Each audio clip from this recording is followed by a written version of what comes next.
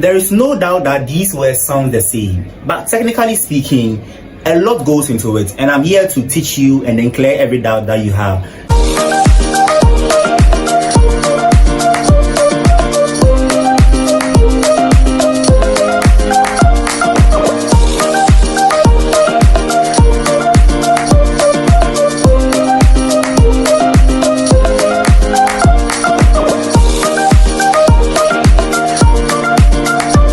Let's learn English.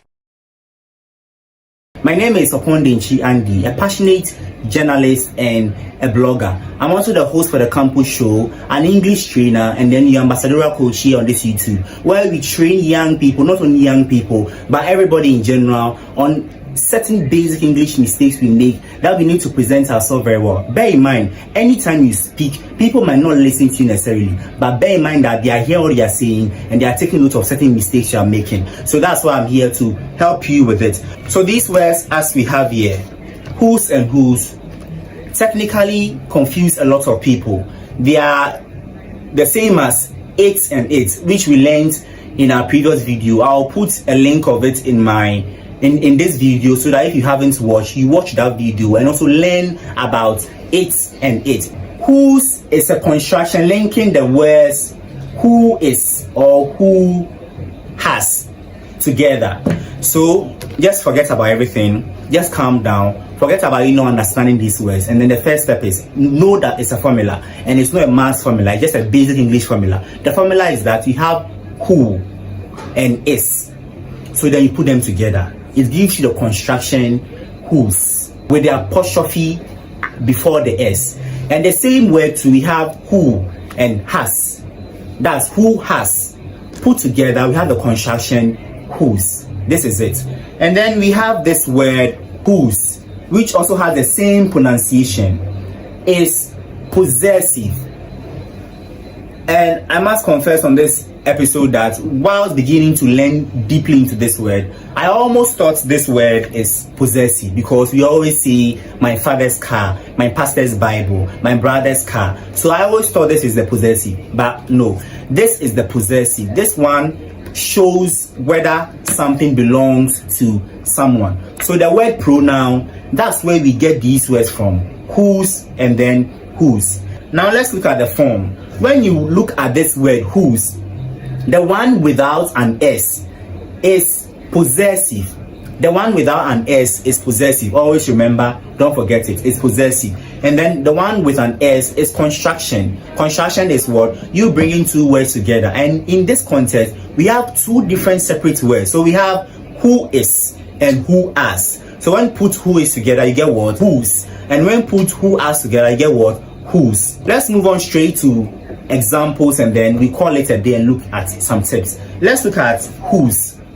That's the construction. You have a sentence like, who's hungry? So for instance, your mother just come home from work and she asks, who's hungry? So she's asking you, who is hungry? The next one is, who is going with me to the park? Who is, not who has.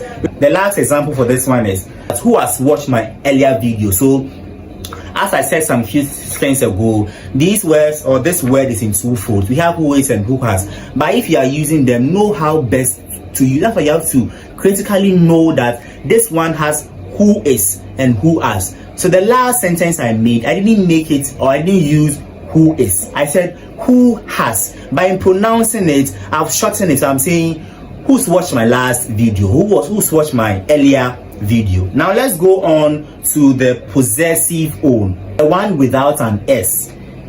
Whose possession is that? So I found this music box lying on the floor, and then I come to class to ask and find out whose possession is that, and then a few people lifted up their hands to direct the owner of the music box. Whose sandwich is this? It is asking you who does the sandwich belongs to. And then the last one is whose answer came in first. So as I uploaded my video, you guys commented so what you have been doing for the past weeks, which I'm very pleased with. So with the tip, always know that if you know a tip in learning, it helps you to learn faster for you to get stuck at the end. So as I said earlier, this is whose. Remember, they all have the same pronunciation. Therefore, it is what? A homophone. Homophones are words of the same pronunciation but different meaning and spelling. So this is whose. The tip is that know that one has an apostrophe, and the one that has apostrophe is not the possessive. It is what? The construction. It's either the construction of who is or who has. But the one without the construction, which is whose, is what? The possessive. What something belongs to someone.